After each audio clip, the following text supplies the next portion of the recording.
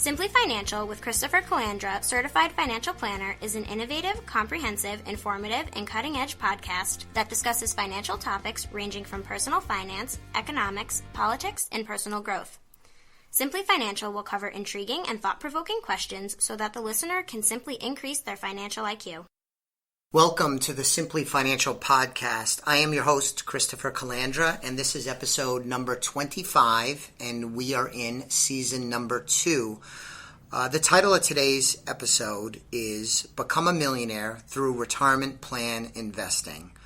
So recently I read a study put out by Fidelity. Almost everyone has heard of Fidelity. It's one of the major financial services companies, one of the biggest mutual fund platforms, and they also are very big in the 401k space. And so a couple of statistics that I found very, very interesting. First off, the number of 401k balances at Fidelity jumped by 45% between Q1 2017 and Q1 2018. So it's a fast-growing number of folks with balances in their 401k of over $1 million. The study went on to say that in the last year, 3 in 10 savers increased their 401k contribution amount in the last year. That is really, really terrific news. Additionally, average contribution increased to 8.6%, so the average person contributing to their 401k is putting in 8.6%. That's the highest it's been in 10 years. The average account balance is up to $103,000. It's a pretty big number for an average. And lastly, 1 in 6 retirees are now millionaires at the point that they retire. So there's a number of things driving what we see here. Number one is that the terrific stock market in 2017 certainly helped with all of these numbers. But it is important to note that people are using their 401k. Or let me rephrase that. People who are smart with money and are diligent about accumulating wealth and are active in trying to make smart financial decisions, they're using their 401ks. And this is just Fidelity looking at 401ks. This doesn't take into account lots of other factors. Doesn't factor in monies that somebody may have in a bank. Doesn't take into account IRA balances. Doesn't factor in a husband and wife and what their combined 401k balances might be. Fidelity also only analyzed what's on their books. They didn't look at what is on the balance of other 401k providers. So this is a little bit narrow, but I find it to be very, very encouraging. On a related topic, Ramsey Solutions did a study of millionaires, and they found that 79% of millionaires that they studied and surveyed identified their company-sponsored retirement plan as a key wealth-building tool, meaning that these individuals who are millionaires, at least 8 out of 10 of them, found that their 401k or whatever the employer-sponsored retirement plan was, it could be a SEP, could be a pension plan, whatever, was a key part of them building their net worth to over $1 million. So what are some key takeaways for this? Number one, participate in your company-sponsored retirement plan in 401k. This is especially true if there's some type of match or company contribution, but you want to participate. It is the way it is today that if you want to build wealth, you want to become a millionaire, you want to make smart financial decisions, it almost always is going to include a 401k or something like it. So participate. Number two, the second key, is keep participating. It can't just be a 6-month run where you're all charged up and then you lose interest and go back to spending money frivolously. You have to keep participating. So key 1 is participate. Key 2 is to keep participating. Number 3, invest for the long term. Have a long-term perspective. This is a wealth-building tool that will work for you, but it needs to be given time, so invest for the long term. Number 4, don't touch the money. The statistics are incredibly high that when somebody leaves a company, they more often than not will take some or all of the money out of that 401k, which means that they're probably going to pay taxes on the money, state and federal income taxes. Also, a lot of people that are under the age of 59 and a half do this, and when they take money out of the 401k, they're going to be paying a 10% penalty in all likelihood. So they're going to have state income taxes, if applicable, federal income taxes, and probably a penalty of 10%. So they completely undo the benefits that they had accrued while they were in the 401k, because too often when they switch jobs, when they leave the company, they invade their 401k and they take it out and they pay taxes and penalties. Very, very foolish. It almost never makes sense. It is incredible to me that the primary thing people do when they invade their retirement account is go buy a car. Now, I'm a financial geek. I'm immersed in this kind of stuff. I've been a financial planner my entire career. That's all I've ever known. And I've been interested in this field since I was a junior in high school. So maybe I am not representative. But it blows my mind that people pay the taxes, pay the penalty, invade their retirement account.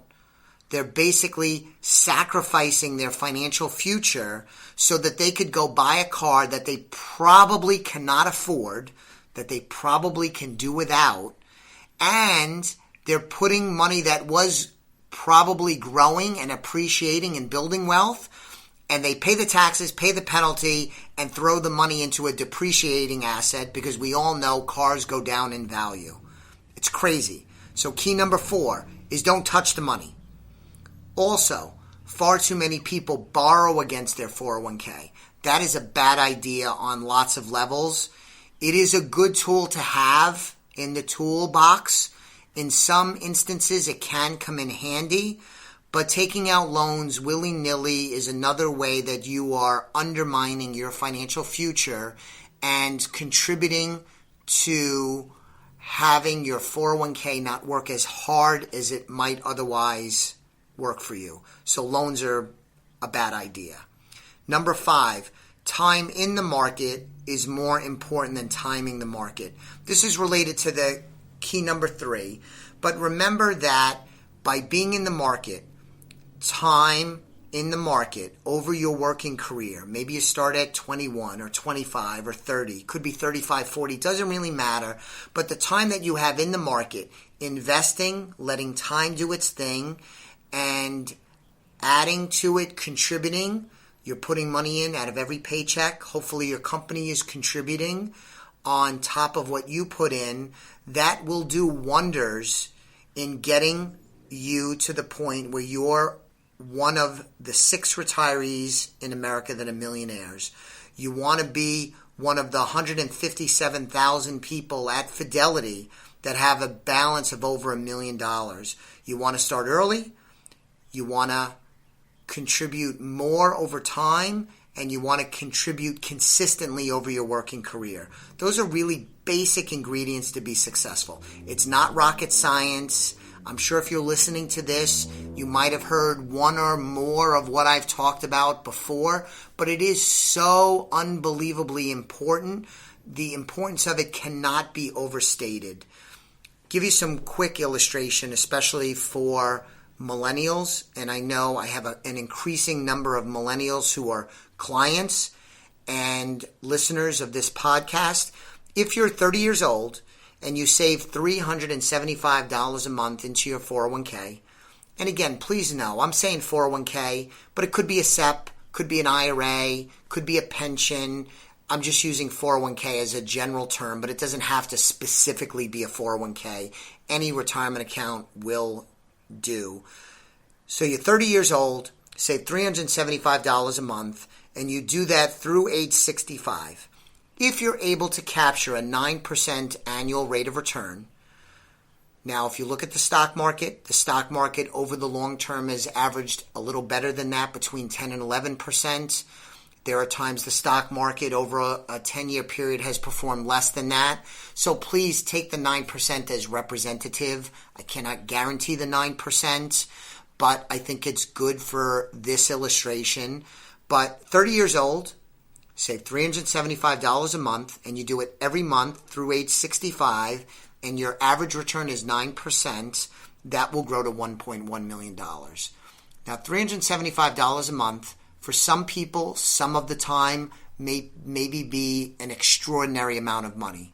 But I believe, from what I've seen over my 26-year career, most people, most of the time, in most situations, can, if they're committed to it, save $375 a month.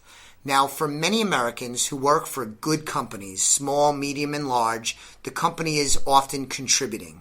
And if they're contributing, I'm not even factoring that into the $375, which means that if you put in $375 and the company puts in more on top of that, we're looking at more than $1.1 million if we could get that 9% illustrated rate of return.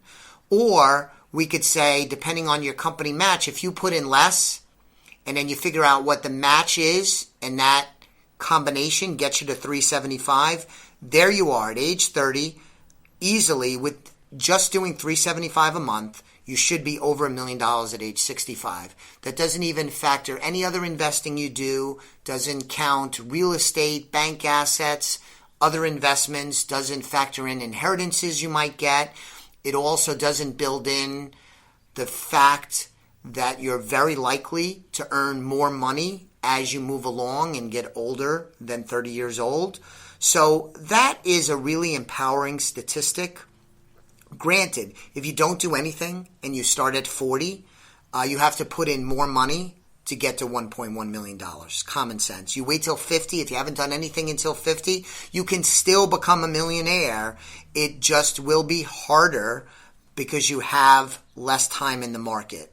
But this, of course, assumes at 50 you haven't accumulated any wealth. In my experience, that is not very likely. So this Fidelity study really caught my attention. The U.S. economy is really strong, and some of these statistics bear that out. I find it really encouraging that 30% of 401k participants are increasing the amount of money they are saving. I'm really encouraged that the average contribution is increasing, and 8.6% is not a bad number. I think ideally you're saving 15% for retirement over the long term, but 8.6 as an average, pretty impressive. And the 1 in 6 retirees retire a millionaire, I find very encouraging. I'd like all Americans to achieve that. Obviously, that's pie in the sky. That's not going to happen. But what if we could get it to 2 in 6 over the next generation, 3 in 6 over the next generation?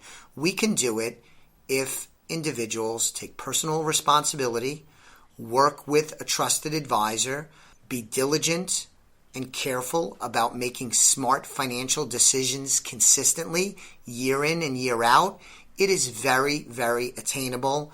And again, I want to emphasize to younger clients or younger individuals who are listening to this podcast, becoming a millionaire is very, very possible. You just need to do some basic, smart things, including participating in your 401k. So thank you for listening to this episode of the Simply Financial Podcast. You can go to the Elliott Wealth Management Services website to get more information about me and the rest of the team here at Elliott Wealth. That website is www.elliottwealth.com. Elliott has 2 L's and 2 T's. At the website, in addition to getting more information about us, please subscribe to this podcast. Please sign up for our monthly mailing list. And even better than that, sign up for a complimentary initial consultation where you and I could get together either in person or